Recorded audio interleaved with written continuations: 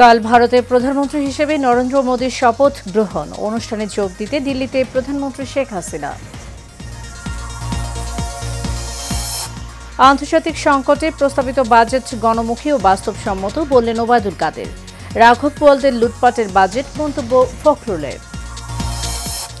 এবং বাজেটে মূল্যস্ফীতির হার কমিয়ে লক্ষ্যমাত্রা অর্জন চ্যালেঞ্জিং দাবি এফবিসিসিআই এর। মূল প্রস্তাবগুলো প্রতিফলিত হয়নি বলছে বিজিএমইএ।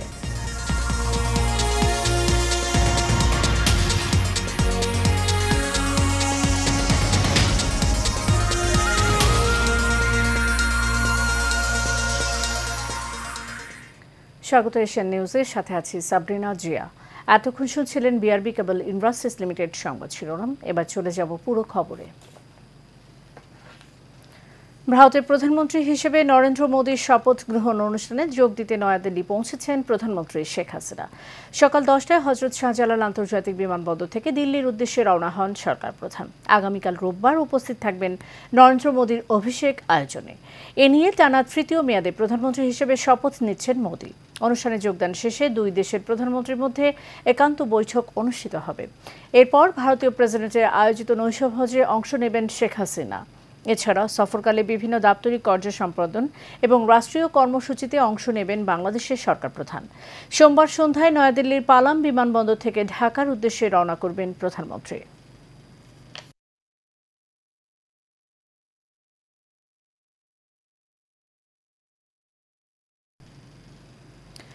সরকারের নানামুখী সেবা ও উন্নয়নমূলক কর্মকাণ্ডে লায়ন সদস্যদের সর্বাত্মক সহযোগিতার হাত বাড়িয়ে দেওয়ার আহ্বান জানিয়েছেন রাষ্ট্রপতি মোহাম্মদ শাহাবুদ্দিন। রাজধানীর একটি হোটেলে Lions club international multiple district 315 বাংলাদেশের 37তম বার্ষিক কনভেনশন 2024-এর উদ্বোধনী অনুষ্ঠানে প্রধান অতিথির ভাষণে এই আহ্বান জানান তিনি। রাষ্ট্রপ্রধান বলেন, বেসরকারি সেবামূলক সংস্থা হিসেবে পরিবেশ সংরক্ষণ, দারিদ্র্য বিমোচন, দুর্নীতি দমন, আইনের শাসন প্রতিষ্ঠা ইত্যাদি কার্যক্রমে লায়ন্স ক্লাব ইন্টারন্যাশনাল আরও বেশি অবদান রাখবে। বিশ্বের অন্যান্য দেশের মতো বাংলাদেশেও মানব কল্যাণ ও সামাজিক বিভিন্ন সমস্যার সমাধানে লায়ন্স ক্লাব দায়িত্বপূর্ণ ভূমিকা পালন করছে উল্লেখ করে তিনি বলেন, দুস্থ ও অসহায় মানুষের সহযোগিতা, ছিন্নমূল মানুষের পুনর্বাসন, শিক্ষা সামগ্রী বিতরণ, স্বেচ্ছায় রক্তদান কর্মসূচি ও বৃক্ষরোপণ অভিযান সহ যে কোনো প্রাকৃতিক দুর্যোগে বিপন্ন মানুষের পাশে দাঁড়িয়ে আর্তমানবতার সেবায় এগিয়ে এসেছেন। ভূমিকা খুবই গুরুত্বপূর্ণ। দেশের আর্থসামাজিক উন্নয়ন, বিশেষ করে শিক্ষা, স্বাস্থ্য, পরিবেশ, জলবায়ু, স্যানিটেশন, প্রজনন, স্বাস্থ্য ইত্যাদি ক্ষেত্রে আপনাদের কাজ করার পর্যাপ্ত সুযোগ ও সামর্থ্য দুটোই আছে। সমাজের সচ্ছল নেতৃস্থানীয় ব্যক্তি হিসাবে আপনারা এসব জনকল্যাণমূলক কাজে সম্পৃক্ত হলে আর্তমানবতার সেবার পাশাপাশি দেশের সার্বিক উন্নয়ন ও অগ্রযাত্রা ত্বরান্বিত হবে। আন্তর্জাতিক সংকটের মাঝে প্রস্তাবিত বাজেট গণমুখী ও বাস্তবসম্মত বলে মন্তব্য করেছেন আওয়ামী লীগের সাধারণ সম্পাদক, সড়ক পরিবহন ও সেতুমন্ত্রী ওবায়দুল কাদের। সকালে বাজেট নিয়ে সংবাদ সম্মেলনে একথা বলেন তিনি। ওবায়দুল কাদের বলেন, এই বাজেটে মানুষের মৌলিক চাহিদাকে প্রাধান্য দেওয়া হয়েছে। শিগগিরই দ্রব্যমূল্য নিয়ন্ত্রণে চলে আসবে বলেও জানান তিনি। বিস্তারিত দেখুন নূর মোহাম্মদ ভূঁইয়ার রিপোর্টে। গেল ৬ জুন জাতীয় সংসদে 2024-25 অর্থ বছরের বাজেট উপস্থাপন করেন অর্থমন্ত্রী। এ নিয়ে আওয়ামী লীগের কেন্দ্রীয় কার্যালয়ে বঙ্গবন্ধু অ্যাভিনিউয়ে সংবাদ সম্মেলন করেন দলটির সাধারণ সম্পাদক ওবায়দুল কাদের। এ সময় তিনি বলেন, আন্তর্জাতিক সংকটকালে এই বাজেট গণমুখী ও বাস্তবসম্মত। প্রায় 8 লাখ কোটি টাকার এই বাজেট বাংলাদেশের ইতিহাসের সবচেয়ে বড় বাজেট। বিগত বছরগুলোতে প্রতি বছরই বাজেটের আকার 12 থেকে 14% হারে বৃদ্ধি পেয়েছে। বাজেটে কালো টাকা সাদা করার ব্যাখ্যাও দেন আওয়ামী লীগ সাধারণ সম্পাদক। বাজেটে কালো টাকা সাদা করার সুযোগ আছে। এই সুযোগ দানের মাধ্যমে অর্থ উপার্জনের ক্ষেত্রে অন্যায় অবৈধ কাজের শাস্তি মওকুফের সুযোগ নেই। সাংবাদিকদের এক প্রশ্নের জবাবে তিনি বলেন, 5 বারের দুর্নীতিতে বিশ্ব চ্যাম্পিয়ন বিএনপি দুর্নীতির বিরুদ্ধে আন্দোলন করা বছরের সেরা কৌতুক। দুর্নীতিতে 5 বার তারা বিশ্ব চ্যাম্পিয়ন। যাদের মূল নেতারা দুর্নীতিবাজ হিসেবে চিহ্নিত, তারা দুর্নীতির বিরুদ্ধে কর্মসূচি দেবে, এটা এই বছরের সেরা যুগ। সব চ্যালেঞ্জ অতিক্রম করে আওয়ামী লীগ দেশকে উন্নয়নের শিখরে নিয়ে গেছে জানিয়ে তিনি বলেন, শীঘ্রই দ্রব্যমূল্য কমিয়ে আনবে সরকার। আমরা অনেক চ্যালেঞ্জ অতিক্রম করেছি। নূর মোহাম্মদ ভূঁইয়া, এশিয়ান টেলিভিশন, ঢাকা। রাঘব বোয়ালদের লুটে পুটে খাওয়ার জন্য এবারের বাজেট করা হয়েছে। আওয়ামী লীগ নিজেরাই এই দুর্নীতির সাথে জড়িত বলে মন্তব্য করেছেন বিএনপি মহাসচিব মির্জা ফখরুল ইসলাম আলমগীর। দুপুরে জাতীয় প্রেস ক্লাবে জেএসডির আলোচনা সভায় এসব কথা বলেন তিনি। মির্জা ফখরুলের অভিযোগ, ইতিহাস ও স্বাধীনতা বিকৃতি করেছে আওয়ামী লীগ। যারা এই স্বাধীনতায় অবদান রেখেছেন তাদের অস্বীকার করেছেন তারা, যা অকৃতজ্ঞতার পরিচয়। তিনি বলেন, দেশের অস্তিত্ব সংকটের মুখে। এই সময় সবাইকে দোষ ত্রুটি ভুলে ঐক্যবদ্ধ হওয়ার আহ্বান জানান মির্জা ফখরুল। আপনারা মাছের টোপ দিয়ে কাঁধে ধরেন এবং আপনারা তো নিজেরাই এটার সঙ্গে জড়িত। আপনি বাজেট দেখলেই বুঝতে পারবেন যে রাঘব বোয়ালদের লুটে খাওয়ার আরেকটা ব্যবস্থা করেছেন। এটা এই প্রত্যেক বছর একই ঘটনা ঘটছে এবং যারা আপনার অর্থনৈতিক বিশ্লেষক তারা বলছেন যে এটা আপনার শুধুমাত্র ক্ষতি ছাড়া আর কিছু করবে না। বাংলাদেশ ব্যাংকের দেয়া ঋণ খেলাপি তথ্য সঠিক নয় বলে মন্তব্য করেছেন তত্ত্বাবধায়ক সরকারের সাবেক অর্থ উপদেষ্টা ডক্টর এবি মির্জা আজিজুল ইসলাম। বলেছেন, তথ্য গোপন করার কৌশল সুশাসনের অন্তরায়। আজ এফডিসিতে প্রস্তাবিত বাজেট নিয়ে আয়োজিত ছায়া সংসদ বিতর্ক প্রতিযোগিতায় প্রধান অতিথির বক্তব্যে তিনি এসব কথা বলেন। এবারের বাজেটে মূল্যস্ফীতি 6% কমানোর অঙ্গীকার থাকলেও প্রকৃতপক্ষে এই লক্ষ্য অর্জনের সুস্পষ্ট দিক নির্দেশনা নেই জানিয়ে তত্ত্বাবধায়ক সরকারের সাবেক এই অর্থ উপদেষ্টা বলেছেন, বিনিয়োগ ও কর্মসংস্থান সৃষ্টির জন্য বিশেষ উদ্যোগ না থাকায় অর্থনৈতিক স্থিতিশীলতা অর্জন কঠিন হবে।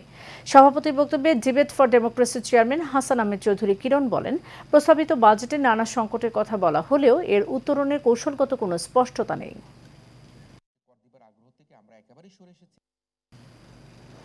বঙ্গবন্ধু শেখ মুজিবুর রহমানের প্রতিকৃতিতে শ্রদ্ধা নিবেদন করলেন প্রধানমন্ত্রী নবনিযুক্ত প্রেস সচিব মোহাম্মদ নাইমুল ইসলাম খান। সকালে ধানমন্ডি 32 নম্বরের শ্রদ্ধা নিবেদন শেষে সাংবাদিকদের সাথে কথা বলেন তিনি।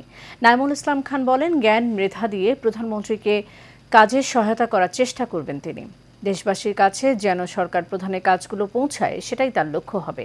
এ সময় তিনি আরও বলেন, সম্মিলিতভাবে চেষ্টা করলে দুর্বলতা কাটিয়ে ওঠা সম্ভব। বাংলাদেশের উন্নয়নের সার্বিক চিত্র পুরো বিশ্বের কাছে তুলে ধরার চেষ্টা করবেন বলেও জানান তিনি।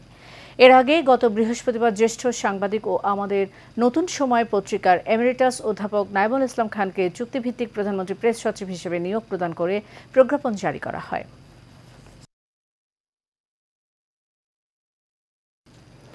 দেশের প্রান্তিক ও সুবিধাবঞ্চিত শিশুদের জন্য মানসম্মত শিক্ষা ব্যবস্থা নিশ্চিত করার লক্ষ্যে সমঝোতা স্মারক স্বাক্ষর করেছে জনপ্রিয় ইনস্ট্যান্ট মেসেজিং প্ল্যাটফর্ম ইমো ও বাংলাদেশ ভিত্তিক অলাভজনক সংস্থা জাগো ফাউন্ডেশন। এই সমঝোতা স্মারকের আওতায় সম্প্রতি রাজধানীর বনানীতে অবস্থিত জাগো ফাউন্ডেশনের স্কুলে এক অনুষ্ঠান আয়োজিত হয়। সেখানে শিশুদের জন্য শিক্ষা সহায়ক স্টেশনারি সামগ্রী দেয় ইমো। সহানুভূতি, উদ্ভাবন ও সক্ষমতার ধারণায় উজ্জীবিত ইমো এই অংশীদারিত্বের মাধ্যমে স্থানীয় শিশুদের সহায়তায় গুরুত্বপূর্ণ পদক্ষেপ গ্রহণ করল।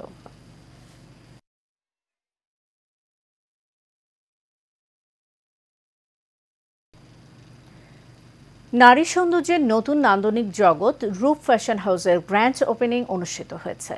স্বল্প পরিসরে রাজধানী বসুন্ধরা সিটি কমপ্লেক্সের রূপ ফ্যাশন হাউসের আউটলেটের গ্র্যান্ড ওপেনিং শুরু করা হয়।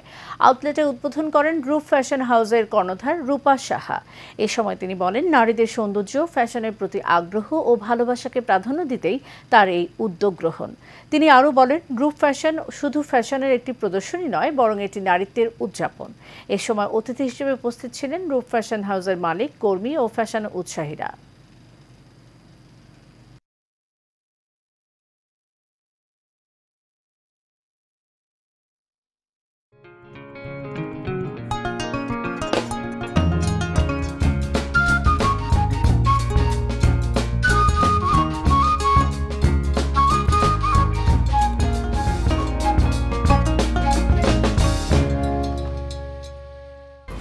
HM Expert B500 CWR স্বাধীনতার সুবর্ণ জয়ন্তীতে নতুন বাংলাদেশ গড়ার প্রত্যয় HM Steel B500 CWR।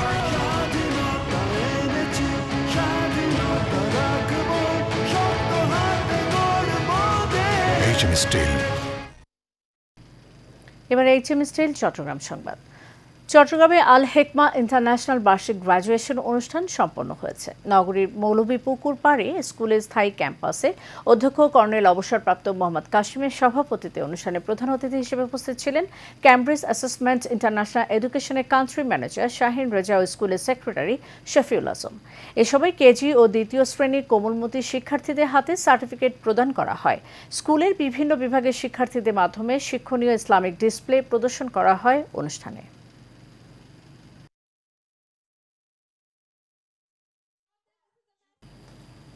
শেষ করবো এশিয়ান নিউজ। যাবার আগে বিআরবি কেবল ইন্ডাস্ট্রিজ লিমিটেড সংবাদ শিরোনাম জানিয়ে দেবো আরও একবার।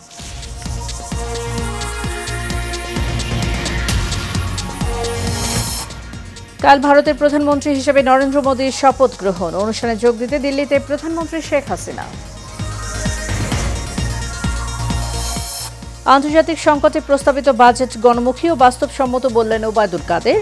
রাঘব বোয়ালদের লুটপাটের বাজেট মন্তব্য ফখরুলের। এবং বাজেটে মূল্যস্ফীতির হার কমিয়ে লক্ষ্যমাত্রা অর্জন চ্যালেঞ্জিং, দাবি এফবিসিসিআই এর। মূল প্রস্তাবগুলো প্রতিফলিত হয়নি বলছে বিজিএমইএ। দর্শক, এশিয়ান নিউজ এ পর্যন্তই। পরের সংবাদ দেখার আমন্ত্রণ রইল। ধন্যবাদ, সাথে থাকার জন্য।